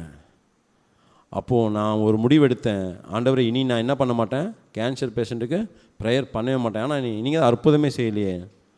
அவனை வந்து என்கிட்ட வர்றதுக்கு உண்டான நேரம் வந்துருச்சு, என் மகனை நான் எடுத்துக்கிட்டேன். ஆனால் நீ ஜெபம் பண்ண நான் பல பேர்த்த பல தேசங்களை நான் சுகமாக்கினேன், அது உனக்கு தெரியுமா அப்படின்னு கேட்டாராம். அப்போது நாம் அறிக்கையிடுகிற வார்த்தை, நாம் செபிக்கிற ஜெபம் எல்லாத்துலேயும் என்ன இருக்குது? வல்லமை இருக்குது, வார்த்தைக்கு பவர் இருக்குது. ஆதியிலே தேவன் வார்த்தையாக இருந்தார். அப்போது அந்த வார்த்தையினால தான் சகல உலகத்தையும் ராஜ்யங்களையும் உண்டாக்குனார் அவர். அப்போது அந்த வார்த்தையை சொல்லும் பொழுது நம்ம எவ்வளோ கேர்ஃபுல்லாக இருக்கணும். இப்போ அந்த வார்த்தை பவர்ஃபுல்லான வார்த்தை வரணும்னா நம்மளை சிந்தை புதிதாக இருக்கணும். ஆண்டவர் சொன்ன இந்த காரியங்களை எல்லாவற்றையும் நாம் தியானிக்க நம்முடைய சிந்தை என்ன பண்ணும்? மாறும். கடைசியாக ரோமர் 14:5-6 வாசிங்களேன். ஆமேன். இந்த வசனத்தில் என்ன நமக்கு புரிஞ்சுது சொல்லுங்கள்? ஃபஸ்ட்டு வசனத்திலே சொல்கிறார், அவன் ஃபஸ்ட் வசனத்தில் கடைசி பாகம் பாருங்களேன். அவன் தன் மனதிலே முழு நிச்சயத்தை உடையவனாய் இருக்கிறான். அதாவது ஒரு நாளை குறித்து, ஒரு நாளை வந்து ஒருவன் ஒரு நாளை மற்றொரு நாளிலும் விசேஷமாக எண்ணுகிறான், வேறொருவன் எல்லா நாட்களையும் ஒரே மாதிரி எண்ணுகிறான். அதுக்கப்புறம் அந்த 6ஆம் வசனத்தை சொல்லுது, கர்த்தருக்கென்று விசேஷித்து கொள்கிறான் அந்த நாளை, மற்றொருவன் விசேஷத்து கொள்ளாமலும் இருக்கிறான். புசிக்கிறவனும் ஸ்தோத்திரம் பண்ணி தேவனுக்காக புசிக்கிறான், கர்த்தருக்கென்று புசிக்கிறான். புசியாதவனும் கர்த்தருக்கென்று அப்போ அவன் செய்கிற காரியத்தில் என்னவா இருக்காங்க? நிச்சயமாக இருக்கிறாங்க. புரியுதா? நான் சொல்கிற காரியம் புரியுதுங்களா? நான் வந்து ஆண்டவரை தான் ஆராதிக்கிறேன்னா அதில் நான் நிச்சயமாக இருக்கேன். ஆனால் ஏதாவது ஒரு இடரல் வரும்போது நான் என்ன பண்ணக்கூடாது? இல்லைங்க, நான் வந்து சும்மா அவங்க கூப்பிட்டாங்க நான் போனேன் அப்படி சொல்லக்கூடாது. நம்ம ஆண்டவர் ஆராதிக்கிறது என்னவா இருக்கணும்? உறுதியாக இருக்கணும். நிச்சயம் இல்லாத ஒரு வாழ்க்கை. அவன் ஆண்டவர் இல்லைன்னு சொல்கிறவன் அவன் அதில் உறுதியாக இருக்கிறான். ஆனால் இன்றைக்கி பல கிறிஸ்தவர்கள் வேஷம் தரித்தவர்களாக இருக்கிறாங்க. புற மதத்தார் கூட ரட்சிக்கப்பட்டு சபைகளுக்கு போகிறதுக்கு பயப்படுறாங்க. அது ஆவியானவர் பலன் கொடுப்பார். அவங்க சபைகளுக்கு போய் ஐக்கியம், சபை கூடி வருதலை அவர்கள் ஆசரிப்பதற்காக. ஆனால் நாம் இருக்கிற அந்த உறுதியில் நம்ம என்னவாக இருக்கணும்? நிச்சயமாக இருக்கணும். ஆமாம், ஆண்டவர் எனக்கு உறுதி செய்வார், வாக்குத்தத்தம் பண்ணியிருக்கார், பண்ணுவார்னா அதில் நான் என்ன பண்ணணும்? உறுதியாக நிற்கணும். குரங்கு மரத்துக்கு மரம் தாவற மாதிரி என்ன பண்ணக்கூடாது? நம்ம என்னன்னா பல நேரங்களிலே நம்முடைய காரியம் எதுவாக இருக்கிறது? எனக்கு இப்போ நடக்கணும் அற்புதம். ஆண்டவரே எனக்கு இப்போ என்ன பண்ணணும்? நடக்கணும். இன்னும் என் வேலை வரவில்லை. காணா ஒரு கல்யாணத்தில் அவங்க அம்மா சொல்கிறாங்க, அதுக்கு என்ன சொல்கிறாரு? அவங்க பெத்த தாயை பார்த்து, ஸ்திரீயே இன்னும் என் வேலை வரவில்லை. அவர் வேலைக்காக நம்ம என்ன பண்ணணும்? காத்திருக்கணும். அதுதான் முக்கியம். அதுக்கு முக்கியம் நம்முடைய சிந்தையில் உறுதியாக இருக்கணும். நம்முடைய சிந்தையில் அவரை பற்றின காரியங்களை, கிறிஸ்துவை பற்றி சிந்தித்து கொண்டே இருக்கணும். உண்மை எதுவோ, புகழ் எதுவோ, புண்ணியம் எதுவோ, எல்லாத்தையும் ஒழுங்குள்ளவைகள் எல்லவோ, உண்மை உள்ளவைகள் எதுவோ, கற்புள்ளைகள் எதுவோ, இது எல்லாத்தையும் என்ன பண்ணணும்? சிந்தித்து கொண்டே இருக்கணும். இது வேதம். நீங்கள் வார்த்தையை படிக்க படிக்க படிக்க அது போய் நிறையும் பொழுது குறைவுகளெல்லாம் என்ன பண்ணும்? கடந்து போய்கிட்டே இருக்கும். அதுதான் நிறைவானது வரும் பொழுது குறைவானது கடந்து போகும். சாத்தானின் தந்திரங்கள் நீங்கள் தனிமையாக இருக்கும் பொழுது என்ன பண்ணுவான்? வந்துடுவான். 2 கொரிந்தியர் 2:11 இப்படியா சொல்லியிருக்குது, அவனுடைய தந்திரங்கள் எல்லாம் இன்னதென்று நாம் அறிந்திருக்கிறபடியால். நமக்கு என்ன பண்ணோம்? சாத்தானோட தந்திரங்கள் எல்லாம் நமக்கு தெரியும். எப்படி தெரியும் சொல்லுங்கள்? இன்றைக்கி சோஷியல் மீடியா நிற்குது. சாத்தானுடைய தந்திரங்களை கொண்டு சாத்தானாலே நாம் மோசம் போகாதபடிக்கு அப்படி செய்தேன். எப்படி செய்தேன்? உங்கள் நிமித்தம் கிறிஸ்துவனுடைய சன்னிதானத்திலே மன்னித்திருக்கிறேன். அப்படி செய்தேன். அவனுடைய தந்திரங்கள் நமக்கு தெரியாதவைகள் அல்லவே. சாத்தான் எப்படியெல்லாம் வருவான்னு நமக்கு என்ன பண்ணோம்? நல்லாவே தெரியும். எந்தெந்த ரூபத்தில் வருவான் தெரியும். அப்படி இருந்தும் எப்படி நாம் பலவீனத்தில் மாற்றோம்? அதுக்கு காரணம் யாருங்க? நம்ம தான். நாம் இடம் கொடுக்கலன்னா சாத்தான் உள்ளே நுழையவே முடியாது. நம்ம பையனை நம்ம குழந்தைகளை சாத்தான் தொடுறான் அப்படின்னா நாம் கவனமாக இருக்கணும். நம்ம கொஞ்சம் இடம் கொடுத்தால் என்ன பண்ணுவான்? இருப்பான். சொன்னார் இல்லையா, நாம் வாய்னால் அறிக்கிட்டு ஆராதிக்க சாத்தான் ஐயோ வந்துட்டானா போச்சு. அவனுக்கு தெரியாது. நம்ம சிந்திக்கிற ஒரு விஷயமும் யாருக்கு தெரியாது? சாத்தானுக்கு தெரியாது. ஆனால் அது வார்த்தையினால் வெளியே வரும்போது சாத்தானுக்கு தெரியும். ஓகே, இவன் பிரச்சனையில் இருக்கான், இவனோட பலவீனம் என்ன, அது வழியாக போடுவேன். அது எது வழியாக வேணாலும் வரலாம். சொந்த புருஷன் மூலியமாக வரலாம், சொந்த மனைவி மூலியமாக கூட வரலாம். அதற்காக வீட்டுக்கு போனோன்னு சொந்த புருஷனையும் மனைவியும் பார்த்து சாத்தானையும் சத்துருவேன்னு சொல்லக்கூடாது. ஆனால் சோதனைகள் வரும். யார் மூலியமாக வேணாலும் வரலாம். ஆனால் அதை எதிர்ப்பதற்கு பலன் வேண்டுமானால் நாம் வார்த்தையில் உறுதியாக நிற்க வேண்டும். நம்முடைய சிந்தை கற்புள்ளதாக இருக்க வேண்டும். ஆமேன். சிந்தையில் கடைசியாக ஏசாயா 26:3 வசனத்தை வாசிக்கலாமா? ஆமேன். சிந்தையில் நாம் உறுதியாய் நிற்கும் பொழுது ஆண்டவர் என்ன கொடுக்குறாரு கடைசியாக? உம்மை உறுதியாய் பற்றி கொண்ட மனதுடையவன். மனது தான் என்னதுங்க? சிந்தை. மனதை உடையவன் உம்மையே நம்பியிருக்கிறபடியால் நீர் அவனை பூரண சமாதானத்துடன் காத்துக்கொள்வீர். நமக்கு தேவையானது சமாதானம் தாங்க. உலக பெருமைகள், உலக ஆசீர்வாதங்கள் எல்லாம் செகண்டரி தான். அதான் ஆண்டவருடைய வசனம் திரும்ப திரும்ப சொல்லுது. நம்ம ஒரு வசனமாக நம்ம படிக்கும் பொழுது அது ஒரு வசனமாகவே போயிடுது. அதை உள்ளே எடுத்து எக்ஸ்பீரியன்ஸ் பண்ணணும். பிரியாணி அருமையாக செஞ்சு வச்சுருக்காங்கப்பா, அருமையாக இருக்குன்னு பார்த்தா தெரிஞ்சிருமா? அது எப்படி போய் மற்றவங்ககிட்ட சொல்லுவீங்க? அவங்க பிரியாணி அருமையாக இருந்ததுங்க, சாப்பிட்டியா? இல்லைங்க, கொஞ்சம் கூட கிடைக்கல. சாப்பிட்டு பார்த்தா தான் ரொம்ப அருமையாக இருந்ததுங்க பிரியாணி. ஒரு பேச்சுக்காக பிரியாணி சொல்கிறேன். அந்த மாதிரி பல விஷயங்கள். அப்போ அவர் கூட பழகி பாருங்கள், நல்லா தெரியும்னு யாராவது சொல்லியிருந்தாங்கன்னா அதைத்தான் நம்ம போய் என்ன பண்ணணும்? நம்ம இயேசுவை எக்ஸ்பீரியன்ஸ் பண்ணி அந்த தேவ சமாதானத்தை நம்ம எக்ஸ்பீரியன்ஸ் பண்ணினா தான் மற்றவங்ககிட்ட என்ன பண்ண முடியும்? அந்த சமாதானத்தை ட்ரான்ஸ்ஃபர் பண்ண முடியும். இல்லைன்னா நம்ம வெறும் வாயில் என்ன சுடுவோம்? வடை, போண்டா, கச்சாயம் எல்லாத்தையும் சுட வேண்டியதான் மாற்றி. அதுதான் எக்ஸ்பீரியன்ஸ் உள்ள ஒரு வாழ்க்கை, டிரான்ஸ்ஃபர்மேஷன் உள்ள ஒரு லைஃப் தான் கிறிஸ்டியானிட்டி லைஃப். இப்படியே வாழ்ந்தோம், இப்படியே இறந்தோம், அதில் எந்த ஒரு மாறுதலும் இல்லைன்னா, எந்த ஒரு தேர்தலும் இல்லைன்னா, நம்ம வாழ்ந்ததுக்கு உண்டான அர்த்தமே இல்லாமல் போயிடும். நம்ம வாழ்ந்துட்டோம் அப்படின்னா, எனக்கு சாத்ராக் மேஷாக் ஆபேத்நேகோ ரொம்ப பிடிக்கும். ஏன்னா என் தேவன் எங்களை விடுவித்தாலும் சரி, விடுவிக்காவிட்டாலும் சரி, இங்கே எனக்கு அற்புதம் நடந்தாலும் சரி, நடக்காட்டும் சரி, நான் இப்படித்தான் இருப்பேன்னு சொல்கிறோமா? அற்புதம் நடந்தால் சர்ச்சுக்கு வர்றேன். ஒரு சின்ன இது நடந்துச்சுன்னா போதும், அடுத்த வாரம் சர்ச்சுக்கு வரல. ஏன் பிரதர் நீங்களே கேட்குறீங்க, போன வாரம் இப்படி ஆகிப்போச்சு. அதுக்கேங்க சபைக்கு வரல? சபைக்கு வந்தால் தானே ஆறுதல் கிடைக்கும். தேவன் சமாதானத்தில் நிரப்புவார், வேறு அடுத்தடுத்த காரியங்களை உங்களை ஆவியில் நடத்துவார். எங்கே சர்ச்சுக்கு போகிற மூடே இல்லை. என்ன இல்லை மூடு? இப்போ சர்ச்சுக்கு போனால் என்ன வேணும் அவங்களுக்கு? மூடு வேணும்.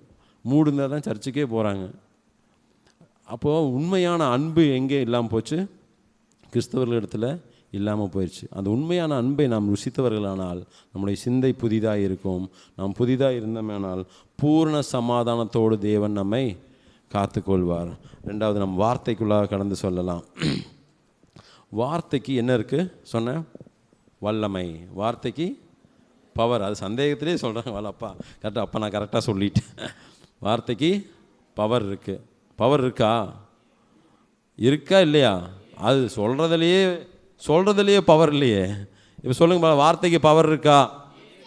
Very good. இப்போ இப்படி தான் இருக்கணும் பவர். ஓகேவா? அந்த வார்த்தை எல்லா வகையிலும் ப்ளே பண்ணும். இந்த வார்த்தை சிந்தைக்குள்ளேயும் போகும். எப்படி? நம்ம சிந்திக்காமல் இருப்போம், வேற ஒருத்தன் வந்து என்ன பண்ணுவான், வார்த்தையினால் காதில் போட்டு போயிடுவான். அந்த பவர் என்ன பண்ணுது? உள்ளே போய் நம்மளை வேறு மாதிரி சிந்திக்க சொல்லுது. அப்புறம் என்ன பண்ணும்? தொலைநோக்கு பார்வையோடு பார்ப்போம், குடும்பம் அழிஞ்சு போயிடுறாங்க. அப்போது நம்ம சிந்திக்கிறதுக்கு வார்த்தையும் ரொம்ப முக்கியமாக இருக்குது. ஆனால் அதே வார்த்தை நல்ல விஷயத்தையும் என்ன பண்ணுது? சிந்திக்க வைக்குது. அப்போ வார்த்தைக்கு பவர் இருக்கா? அப்போது நம்ம அதிகமாக செவி கொடுப்பது எந்த வார்த்தைக்காக இருக்கணும் சொல்லுங்கள்? நல்ல வார்த்தை. உலக பிரகாரமாக கேட்டால் அது நல்ல வார்த்தை. கர்த்தருடைய வார்த்தைக்கு நம்ம எப்பொழுது என்ன பண்ணணும்? செவி கொடுக்கணும். ஆபிரகாம் என்ன பண்ணார்? கர்த்தருடைய வார்த்தைக்கு செவி கொடுக்க பண்ணார். ஆனால் ஆபிரகாம் வந்து அவர் கூட எப்பவுமே ஆண்டவர் என்ன பண்ணுறாரு? பேசுகிறாரு. ஆனால் அவரே என்ன பண்ணுறாரு? சாராள் சொன்னோன்னே சரிங்கிறாரு. சாராள் வந்து வாக்குத்தத்தம் பண்ணியிருக்காரு. பொறுமையாக இருக்கணுமா இல்லையா? நமக்கு எங்கே பொறுமை? சாராள் சொல்கிறாங்க, ஆகாரை கொண்டு வந்து அது மூலியமாவது ஒரு குழந்தை பார்த்து, ஓகே ரைட்டு, அவருக்கு என்ன ஜாலி தான் சொல்லிட்டு அவர் வாழ்ந்துட்டார். அதுக்கப்புறம் திருப்பியும் பஞ்சாயத்து. அப்புறம் ஆண்டவர்கிட்ட போய் நிற்கிறார். நீ சாராள் சொல்கிறதே கேளு, நீ எங்கிட்டே வந்த முதல்ல வரல, நீ யார் பேச்சு கேட்ட? சாராள் பேச்ச. சாராள்கிட்டே போ, உனக்கு நான் வாக்குத்தத்தம் பண்ணியிருக்கேன், அதுக்கு ஒரு நேரம் வரும். ஆனால் நமக்கு அந்த மாதிரி என்ன இல்லை? பொறுமை இல்லை. ஆனால் நாம் என்ன பண்ணோம்? பொறுமையோடு காத்திருப்போம் பிரதர். பொறுமை இல்லை, அதுக்குள்ளே நம்மளை ஆயுஷ் காலம் முடிஞ்சிச்சு அப்படின்னா ஆண்டவர் நம்மளை வேகமாக அவர் கூட சேர்க்குறாருன்னு அர்த்தம். இன்றைக்கி இங்கே இருக்கிற பூலோகத்தில் இது நடக்கிற கொடுமைகளை பார்க்கும் பொழுது நான் பல நேரங்களில் நினச்சிருக்கேன், ஆண்டவரே சீக்கிரமாக என்ன பண்ணிடுங்க, எடுத்துருங்க, இந்த கொடுமையில் என்னால் வாழ முடியாது அப்படின்னா அதுக்கு தான் சொன்னார். அப்போ நீ சாகிறதுக்காகவா நான் உன்னை என்ன பண்ணேன்? படைத்தேன். இப்போ என் சித்தத்தை யார் நிறைவேற்றுவா? அந்த மாதிரி ஒவ்வொரு மேலும் என்ன இருக்குது? சித்தம் இருக்கிறது. வாசிக்கலாம். என்னாகமம் 11:14 வசனத்துலேருந்து 17 வசனம் வரைக்கும். அப்போது மோசே என்ன சொல்கிறாரு? வார்த்தையினால் அறிக்கிறார். ஆண்டவரே இது எனக்கு மிஞ்சின பாரமாக இருக்குது, என்னால் இதை என்ன பண்ண முடியல, சுமக்கவே முடியல. அதனால் நீங்கள் என்ன பண்ணுங்கள், அதை சுமக்கிறதுக்கு பலன் கொடுங்கன்னு கேட்கல. என்ன சொல்கிறாரு? எனக்கு ஒன்று போடுங்க. இப்படி தான் பல நேரத்தில் நம்ம என்ன செய்கிறோம்? நான் செத்து போயிடுறேன், நான் செத்துருவேன், நான் செத்தேன்னா அவ்வளோதான் உன் வாழ்க்கை அப்படின்னு நான் நிறையா சொல்லுவேன். ஒருவேளை என் ஒய்ஃப் பார்த்தாங்கன்னா சொல்லுவாங்க, உங்களை பற்றி நீங்களே சொல்லிட்டு வரீங்க அப்படின்ட்டு. நான் என்ன பண்ணிடுவேன்? செத்தாக தான் உங்களுக்கு தெரியும். ஆனால் இங்கே இவர் என்ன சொல்கிறாரு? என்ன பண்ணுங்கள், அதுக்கு மாற்றி எனக்கு கொன்று போடுங்க அப்படிங்கிறாரு. ஆனால் அது அவர் காதிலேயே விழுகலை. யார் காதில்? ஆண்டவர் காதில். இதுவே நம்ம ஃபேமிலியில் யாராவது, ஐயோ என்னப்போ இப்படி பெரிய வார்த்தையை சொல்லிட்டேன், சரி நான் பார்த்துக்கிறேன், நீ கவலைப்படாத அப்படின்னு நம்ம என்ன பண்ணுவோம்? அவருக்கு போய் ஆறுதல் சொல்லி தேர்தல் செய்ய அவரை சமாதானப்படுத்துவோம். ஆனால் இங்கே ஆண்டவர் என்ன சொல்கிறாரு? நீ சாகிறதெல்லாம் ஒரு பக்கம் இருக்கட்டும், அது சொல்கிறார். அப்பொழுது கர்த்தர் மோசேயை நோக்கி, இஸ்ரவேல் ஜனங்களுக்கு மூப்பரும் தலைவருமானவர்கள் இன்னார் என்று நீ அறிந்திருக்கிறாயே, அந்த மூப்பரில் 70 பேரை கூட்டி அவர்களை ஆசரிப்பு கூடாரத்தினிடத்தில் அங்கே உன்னோடு கூட வந்து நிற்கும்படி செய். ஆண்டவர் வந்து பல நேரங்கள் உங்களை வந்து தாயின் கருவில் வந்து நீங்கள் உருவாவதற்கு முன்னே குறிச்சிட்டாருன்னா உங்களை கொண்டு ஒரு சித்தம் வைத்திருக்கிறார். அதை நிறைவேற்றும் வரைக்கும் நம்ம என்ன ஆக மாட்டோம், மறித்து போகவே மாட்டோம். குறிச்சிட்டார்னா நாம் அவருடைய வார்த்தையில் நிற்கும் போது அந்த சித்தத்திற்கு நம்மளை நிறைவேற்ற நம்மளை தகுதிப்படுத்துவார். நம்ம பல பேர் அந்த வாக்குத்தத்தை சுதந்திரிக்காமையே போயிருப்பாங்க. ஏன்னா அவங்க வார்த்தையில் உறுதியாக நின்றுருக்க மாட்டாங்க. அவனுடைய பிரச்சனத்தில் நின்று சித்தம் என்னென்னு கேட்டிருக்க மாட்டாங்க. பல பேருக்கு அவருடைய பிரச்சனையே என்னன்னு தெரியாது. ஆனால் இவர் ஆண்டவரை முகமுகமாய் பார்த்தவர். ஆனால் அவரே என்ன சொல்கிறாரு, நம்ம இன்னும் அவரை பார்க்க கூட இல்லை, சத்தத்தையும் கேட்டதில்லை. நம்ம எம்மாத்திரம் நம் கேட்கிற வசனங்கள் அனைத்தையும் நம்முடைய வாழ்க்கையில் ஒன்றுபடுத்தி பார்க்க வேண்டும். அதை அப்படி பிரயோஜனப்படுத்தி பார்க்கும் பொழுது அதோடைய உண்மையான ஃப்ரூட்ஃபுல்லான நம்ம என்ன டேஸ்ட் பண்ணுவோம். நம்ம அதை எக்ஸ்பீரியன்ஸ் பண்ணும்போது உண்மையாலுமே அதுக்குரிய ஆசீர்வாதங்களை ஆண்டவர் கொடுப்பார். அப்போது மோசே ஆண்டவருடைய வார்த்தைக்கு கீழ்ப்படியாமல் என்ன செய்கிறாரு, என்ன கொன்று போட்டுருங்கன்னு சொல்கிறாரு. ஆனால் ஆண்டவர் அது காதிலே விழுகலை. அந்த மாதிரி தான். அப்படி நம்ம செத்துருவேன் சொல்லி இன்னை வரைக்கும் நம்ம என்ன பண்ணுறோம், உயிரோடு தான் இருக்கோம். நம்ம யார்கிட்டலாம் சொன்னோமோ அவங்களாம் என்ன பண்ணிட்டாங்க, போய் சேர்ந்துட்டாங்க. அப்போ நம்ம பிளான் என்ன, இருக்கிறவனெல்லாம் காலி பண்ணிட்டு நம்ம ஜாலியாக வாழ்றது. இதுதான் நம்ம பிளான். அப்போது அவனுடைய வாயின் வார்த்தை என்னவாக இருக்கணும், ரொம்ப கவனமாக இருக்கணும். நம்மளை குறித்தும் சரி, நாம் மற்றவர்களை குறித்து பேசும் பொழுதும் சரி, அதே மாதிரி ஆண்டவரை குறித்து நாம் கேட்கும் பொழுதும் சரி, ஆண்டவரை குறித்து நாம் பேசும் பொழுதும் சரி, நம்முடைய வாயின் வார்த்தைகள் மிகவும் கவனமாய் இருக்க வேண்டும். வாக்குத்தத்த வார்த்தை நிறைவேற வரைக்கும் நம்ம என்ன பண்ணுவோம், அவருடைய பலத்த கரத்தினால் அடங்கி இருக்க வேண்டும். ஆனால் நமக்கு என்ன ரொம்ப அவசரம். 1 சாமுவேல் 21:7 தாவீது என்ன பண்ணுறாரு, தேவேக்குன்னு ஒரு ஆள் பக்கத்தில் இருக்கும் பொழுது அபிமெலேக்குகிட்ட பேசிகிட்டு இருக்கார். ஒரு காரியத்தை, ஒரு ரகசியத்தை பேசுகிறார். ஆனால் பக்கத்தில் இருக்கிறத அவர் என்ன பண்ணல, பார்க்கலை. அப்போ அவர் என்ன பண்ணுறாருன்னா நேராக போய் சவுல்கிட்ட போட்டு கொடுத்துட்றார். இன்றைக்கு நம்ம வாழ்க்கையும் அப்படி தான். பல போட்டு கொடுக்குற ஆவிகள், காட்டி கொடுக்குற ஆவிகள் நம்ம கூடயே இருக்கும். அது யாருன்னே தெரியாது. ஆனால் தாவீது அந்த இடத்துல என்னவாக இருந்திருக்கணும், புத்தியாக யோசிச்சிருக்கணும். நம்ம க்ளோஸாக ஒருத்தங்கிட்ட பேசும்போது 3வது மனுஷங்க ஒருத்தங்க இருக்கிறாங்க அப்படின்னா நம்முடைய வார்த்தைகள் கவனமாக இருக்க வேண்டும். எங்கள் அப்பா அடிக்கடி சொல்லுவார், டேய் மெதுவாக பேசுகிறா, செவுத்துக்கு காது இருக்குது அப்படிம்பார். அப்பா இறந்துட்டாங்க, அப்பா இல்லை இப்போது. அப்பா சொல்லுவார், செவுத்துக்கு என்ன இருக்காமா, காது இருக்குது. நானும் யோசிப்பேன், செவுத்துக்கு எங்கே காது இருக்குது, ஒருவேளை இந்த ஓட்டை தான் சொல்கிறாரோ, இந்த ஓட்டை நாளைக்கு என்ன பண்ணலாம், அடைச்சிடலாம். அப்போ நம்ம பேசினா வெளியே கேட்காது, ஆனால் செவுத்துக்கு காது இருக்குது. அந்த மாதிரி நம்ம பேசும்பொழுது பக்கத்தில் இருக்கிற காது என்ன காதுன்னு நமக்கு தெரியாது. இப்போ கல்யாண வீட்டுக்கெல்லாம் போகிறோம் இல்லையா, கல்யாண வீட்டுக்குள்ளே போகும்போது அப்படியே இஷ்டத்துக்கு பேசுறது. நம்ம யாரை பற்றி பேசுகிறோமோ அவங்க நம்ம பின்னாடி தான் நிற்பாங்க, நமக்கு தெரியாது. ஏன்னா அவங்க ஃபுல் மேக்கப்பில் வந்திருப்பாங்க. வழக்கமாக மேக்கப்பே இல்லாமல் பார்த்து நம்ம அவள் அப்படித்தான் இருப்பா அப்படின்னு நினச்சிட்டு இருப்போம். கடைசியில் கல்யாணத்தில் பார்த்தா ஃபுல் மேக்கப்பை போட்டு வேற ஒரு மறுரூபமாகி வந்திருப்பாங்க, உலக பிரகாரமான மறுரூபம். அப்படி நிற்கும் பொழுது நம்ம அவங்கள பற்றியே பேசி சிரிச்சிட்ருப்போம். ஓ நீ என்னை பற்றி தான் சொல்லிகிட்டு இருக்கியா. அப்போ நேரம் அவங்க எங்கே போவாங்க, சூனியை கறிக்கிட்டு போயிடுவாங்க. நான் பார்த்துருக்கேன், ஒரு பாஸ்டம்மா, அவங்க பாஸ்டம்மான்னு சொல்லலாமான்னு தெரியல, ஆனால் ஊழியம் பண்ணுறாங்க. அவங்களுக்கு வேலையே என்னென்னா சூனியை வைக்கிறது தான். இந்த மாதிரி ப்ரேயர் ரிக்வெஸ்ட் அப்படியா அவங்களுக்கா, சரி ஓகே. கேரளா போய் அந்த நம்பூதிரிகள்லாம் பேசி சூனியத்தை வைக்கிறது தான் அவங்களோட வேலையே. அவங்க ஊழியம் பண்ணிட்டு இருந்தாங்க. அவங்க இந்த மாதிரி கிறிஸ்தவங்களே பல பேர் இன்றைக்கி அதை பண்ண ஆரம்பிச்சிட்டாங்க. ஏன்னா ஆண்டவர் எதுவும் பழி வாங்குற மாதிரி தெரியல. நம்மளே வாங்கிடுவோம். ஆண்டவர் நீங்கள் சும்மா இருங்க, நாங்கள் யுத்தம் பண்ணுறேன்னு. ஆண்டவர் என்ன சொன்னார், நீங்கள் சும்மா இருங்க நான் யுத்தம் பண்ணுறேன்னாரு. இவங்க அதை மாற்றி நீங்கள் சும்மா இருக்கானவர், உங்களுக்கு ஒன்றும் தெரியாது, மோசமான உலகம், நீங்கள் வந்தீங்கன்னா உங்களையே மாற்றிடுவாங்க. ஆனால் இன்றைக்கி சொல்கிறாங்க இல்லையா, உலகத்தில் 33 பேர் நான் தான் இயேசு கிறிஸ்துன்னு சொல்லிட்டு திரிகிறாங்களாம். இன்றைக்கு இது சொல்லுது டேட்டா, 33 பேர் நான் தான் இயேசு கிறிஸ்து. நாளைக்கு அவரே தாடி கீடியெல்லாம் வச்சு அந்த மாதிரி ஃபோட்டோ எடுத்து படம் வரைஞ்சி இன்றைக்கி அப்படி ஆக்கிட்டாங்க, இயேசு கிறிஸ்து இப்படி தான் இருப்பாருன்னு.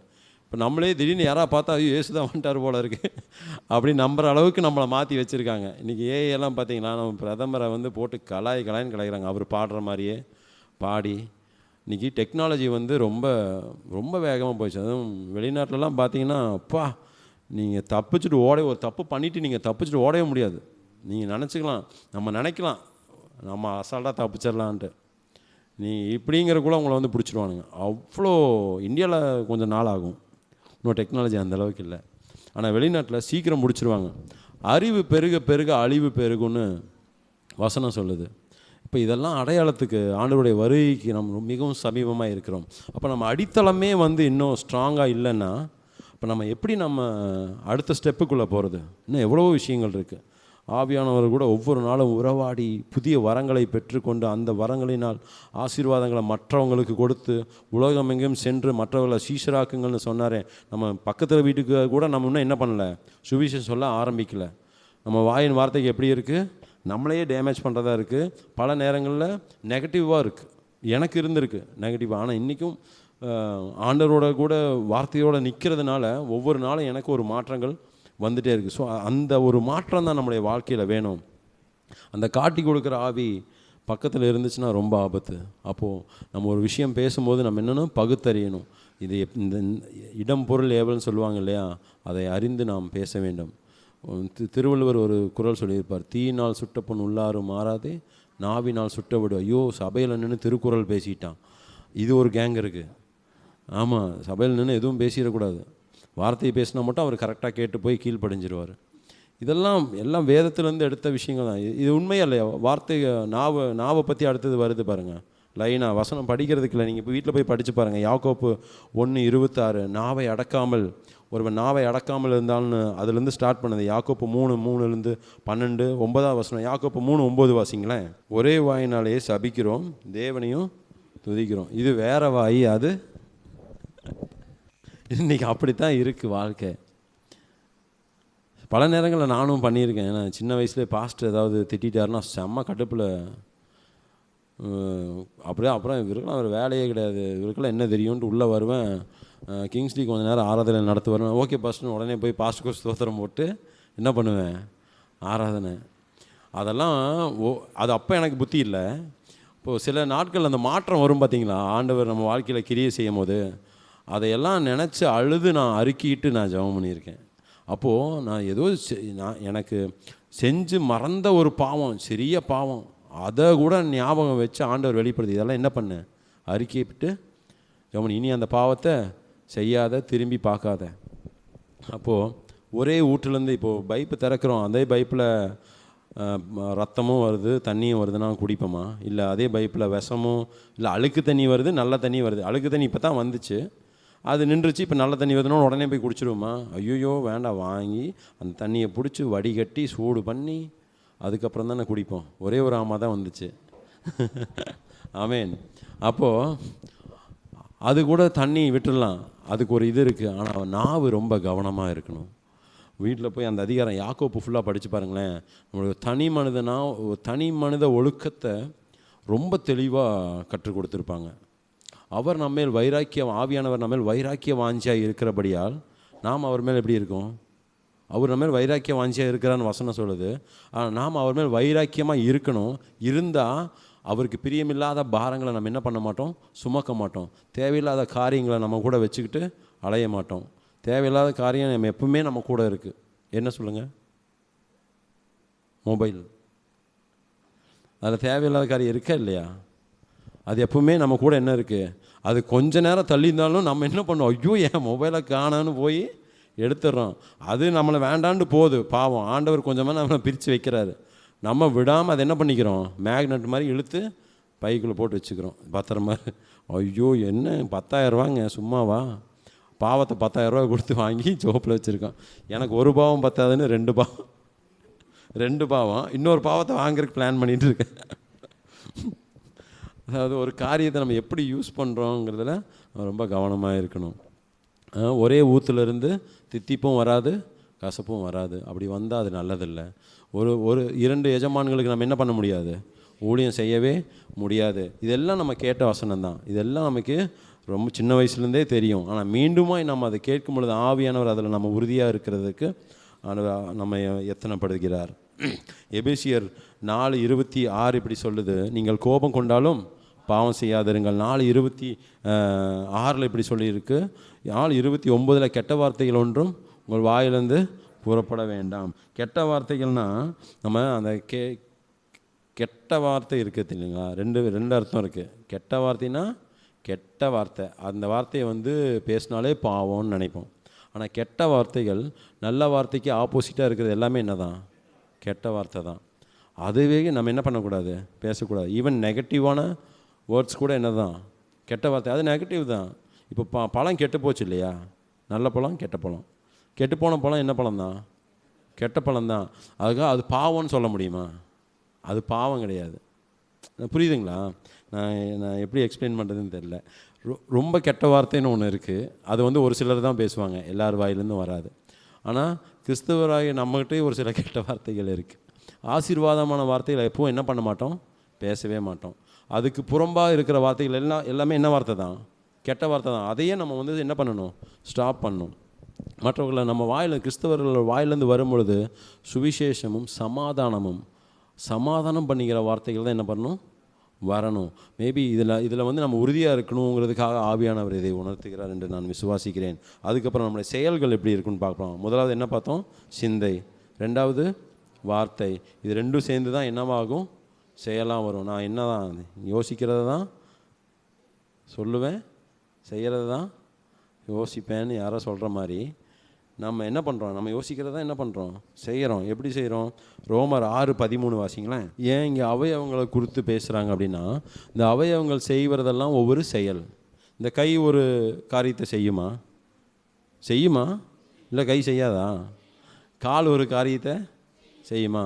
இந்த வாய் ஒரு காரியத்தை செய்யும். என் இருதயம் ஒரு காரியத்தை செய்யும். அது யோசிக்கிறது ஒரு காரியம் செய்யும் இல்லையா?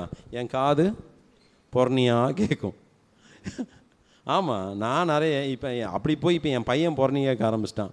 யாராவது எதாவது பேசிட்டு இருந்தாங்கன்னா உடனே அங்கே வந்து உட்காந்துருவான். டேய், நீ சின்ன பையன், அங்கே போய் விளையாடு, பெரியவங்க பேசுகிற இடத்துல உனக்கு என்ன வேலை? இல்லை டாடி, நான் உட்கார்றேன். இதை கேட்டுட்டு அப்படியே வேற ஒரு ஆள் இருக்காங்க அதை கேட்குறதுக்கு. அவங்களுக்கு ஃபோனை போட்டுருவான் அடுத்த நிமிஷம். பாட்டி இப்படி ஆயிடுச்சு பாட்டி அப்படி. இப்போ அவனை கண்ட்ரோல் பண்ணுறதுல நான் ரொம்ப தீவிர முயற்சி எடுத்துகிட்டு இருக்கேன். அப்போ நம்மளுடைய அவயவங்களை அநீதியின் ஆயுதங்களாக பாவத்திற்கு ஒப்புக்கொடாமல், அநீதியின் ஆயுதம்னா என்ன? ஆயுதம்னு என்ன சொல்லுங்கள்? மிலிட்ரிஸில் தான் வச்சுருப்பாங்களே ஆயுதம். அந்த ஆயுதம் என்ன பண்ணும்? ஒரு மனுஷனை அழிச்சிரும், ஒரு ஊரை அழிச்சிரும், ஒரு உலகத்தையே அழிச்சிரும். அப்புறம் இந்த உடம்பு என்னது? இந்த அவயவங்கள் எல்லாம் என்னது? ஆயுதம். அதில் மிகப்பெரிய ஆயுதம் என்னது? நாக்கு. இந்த நாக்கு மாதிரி டேஞ்சரஸான ஒரு வெப்பன் வந்து உலகத்திலே கிடையாது. அப்போ இந்த அவயவங்கள் எல்லாம் பாவத்திற்கு ஒப்புக்கொடாமல் உங்களை மரித்தோரிலிருந்து பிழைத்திருக்கிறவர்களாக தேவனுக்கு ஒப்பு கொடுத்து உங்கள் அவயவங்களை நீதிக்குரிய ஆயுதங்களாக தேவனுக்கு ஒப்பு கொடுங்கள். ஆமேன். அப்புறம் என்ன பண்ணணும்? நம்ம ஜெபிக்கும் பொழுது, ஆண்டவரே, என்னை உச்சந்தலை முதல் உள்ளம் கால் வரை நான் ஒப்படைக்கிறேன், அர்ப்பணிக்கிறேன், நீர் ஆளுகை செய்யுங்க. என் வார்த்தையை, என் உதடுகளை, என்னுடைய சிந்தையை, என்னுடைய மனதை, என்னுடைய இருதயத்தின் ஏக்கத்தை, என்னுடைய காதை, நான் கேட்கிற செவியை நீர் என்ன பண்ணுங்க? ஆளுகை செய்யுங்க. அவர் ஆளுகை செய்யும் பொழுது தேவையில்லாத காரியம் வரும்போது அது ஒன்று நம்ம காதில் விழுகாது, இல்லை நாம் விலகி போய் விடுவோம். ஆமேன். தேவையில்லாத காரியம் இருதயத்தில் சிந்திக்கும் பொழுது அதை நாம் அழித்து விட்டு உடனே வேதத்தை எடுத்து என்ன பண்ணுவோம்? வார்த்தையை தியானிப்போம். அப்போது எப்பொழுதுமே சங்கீதக்காரன் ரொம்ப ரொம்ப பிடிச்ச ஒரு விஷயம், ஒரு வார்த்தையை வச்சு ஒரு பெரிய பிரசங்கமே பண்ணலாம். கர்த்தரை நான் எக்காலத்திலும் ஸ்தோத்திரிப்பேன், அவர் துதி எப்பொழுதும் என் வாயில் இருக்கும். நம்மகிட்ட ஞாயிற்றுக்கிழமை மட்டும்தான் வாயில் இருக்குது. மற்ற நேரங்கள் என்ன இருக்குது? துதி இல்லை, சதி தான் இருக்குது பல பேர்த்துடைய வாழ்க்கையில். நான் உங்களை சொல்லலை, பொதுவாக சொல்கிறேன். அப்போது நம்ம ஒவ்வொரு நாளும் சிந்திக்கிறவர்களாய், அதை குறித்து தியானிக்கிறவர்களாய், வார்த்தையிலே நாம் உறுதியாக நிற்கிறவர்களாய் மாற வேண்டும். நம்முடைய வார்த்தையில் கவனம் தேவை. அது ஒரு சில வசனங்கள் சொல்கிறேன், நீங்கள் வீட்டில் போய் வாசித்து பார்க்கலாம். ரோமர் 15, 1, 2, 3 வாசித்து பாருங்கள் வீட்டில் போயிட்டு.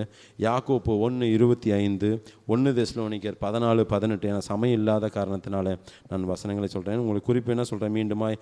ரோமர் 15, 1, 2, 3, யாக்கோப்பு 1:25, 1 தெசலோனிக்கர் 14:18. கடைசியாக சங்கீதம் 150:6 சொல்லப்பட்டிருக்கிறது இவ்விதமாக, சுவாசமுள்ள யாவும் கர்த்தரை துதிப்பதாக.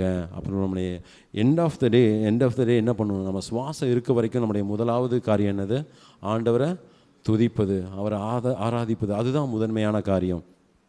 பல நேரங்களில் வேலை நிமித்தமாக நம்ம என்ன பண்ண முடியறதில்ல, வர முடியறதில்ல. ஆனால் வர முடிஞ்சும் நம்ம உட்காந்துட்டு இருந்தோம்னா அது மிகப்பெரிய பாரம். அதை விட மிகப்பெரிய பாவம் என்ன தெரியுங்களா? சர்ச்சுக்குள்ளே வந்துடுவாங்க, ஆராதனை வேலையில் கையை கட்டிட்டு நிற்பாங்க. ஆண்டவரும் உங்கள் ஆசீர்வாதங்களை கையை கட்டிட்டு தான் நிற்பார். நம்ம சபையில் வந்து சும்மா இருந்தோம்னா ஆண்டவரும் நம்ம வாழ்க்கையில் என்ன பண்ணுவார்? சும்மாவே தான் இருப்பார். ஏன்னா அவருக்கு வேலையில், அப்பா நீ வந்து சும்மா இருந்த, வாயத்திலேருந்து எதாவது கேட்டால் தானே எனக்கு தெரியும்.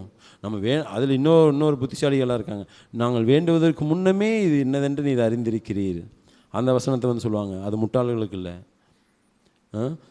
அது அவருக்கு தெரியும். பரம தகப்பனுக்கு எல்லாம் தெரியும். ஆனால் நம்முடைய வேலை என்ன? கேட்குறது. என் பையனுக்கு என்ன தேவைன்னு எனக்கு தெரியும். அவன் கேட்காம எல்லாத்தையும் வாங்கி கொடுத்துட்டே இருக்க முடியுமா? அவன் கேட்பான். கேட்கும் போதும் இது இந்த நேரத்துக்கு சரியான ஒரு பொருள் நான் வாங்கி கொடுப்பேன்.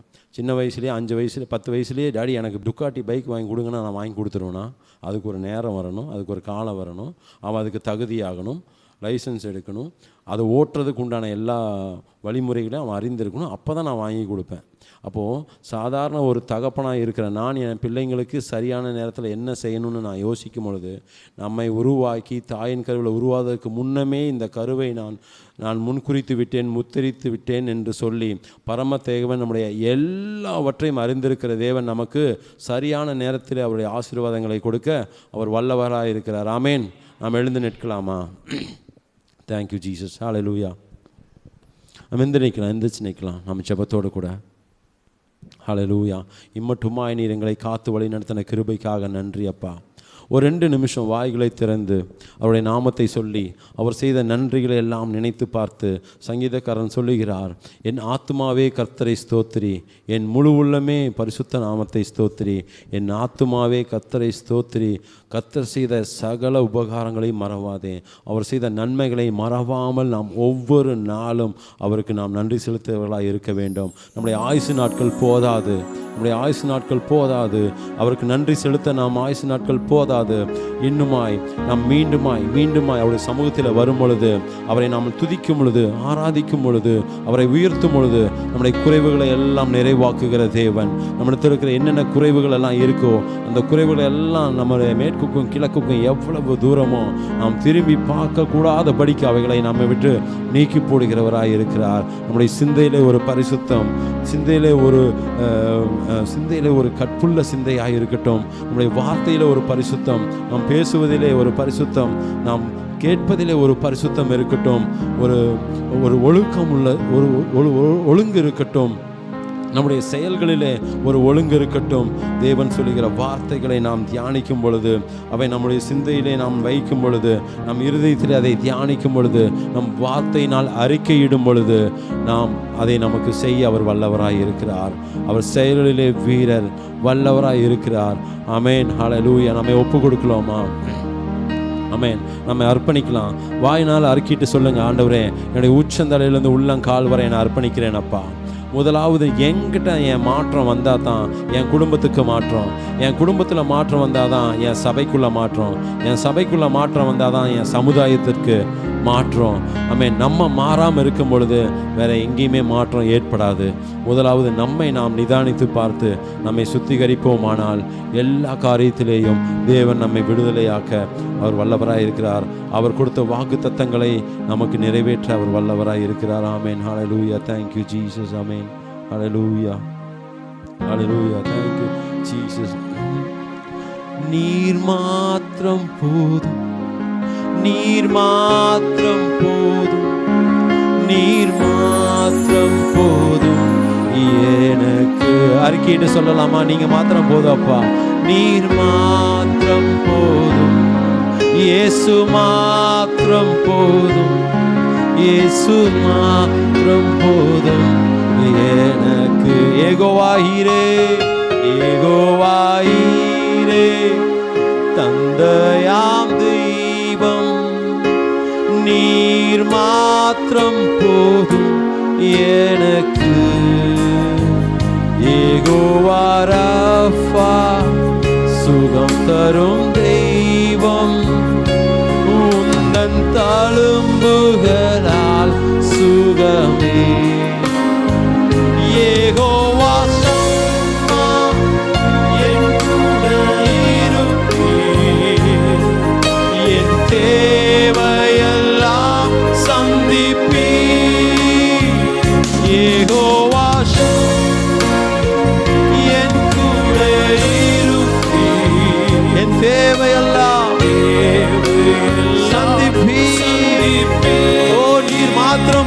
அப்பா.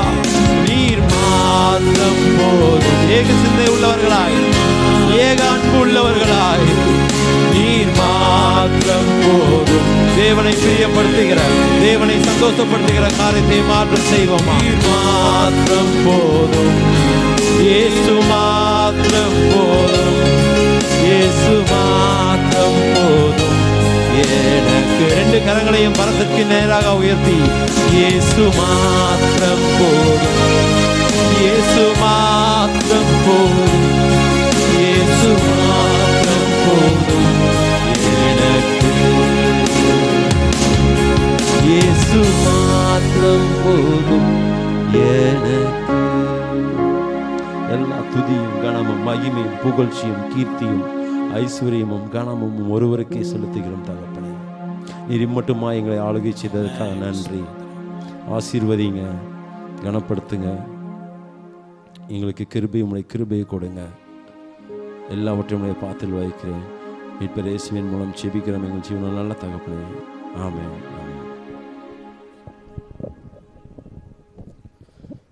தொடர்ந்து கண்களை மூடி இம்மட்டும் கேட்ட வார்த்தைகளின்படி கர்த்தர் நம் ஒவ்வொருவரையும் பலப்படுத்தும்படியாக கர்த்தரை ஸ்தோத்திரம் பண்ணுவோம்.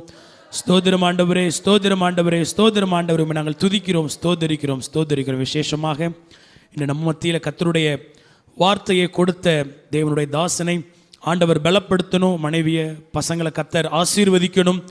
அவங்களுடைய தொழிலில், இன்னும் எதிர்கால ஊழியங்களில் கர்த்தருடைய திட்டம் வெளிப்படும்படியாக மனதார கரங்களை உயர்த்தி அவர்களை மனதில் வைத்து ஆண்டவர் அவர்களை ஆசீர்வதிக்கும்படியாக நாம் எல்லாரும் ஆண்டவர் நோக்கி ஜெபம் பண்ணுவோம். ஸ்தோத்திர ஆண்டவரே, நாங்கள் துதிக்கிறோம்.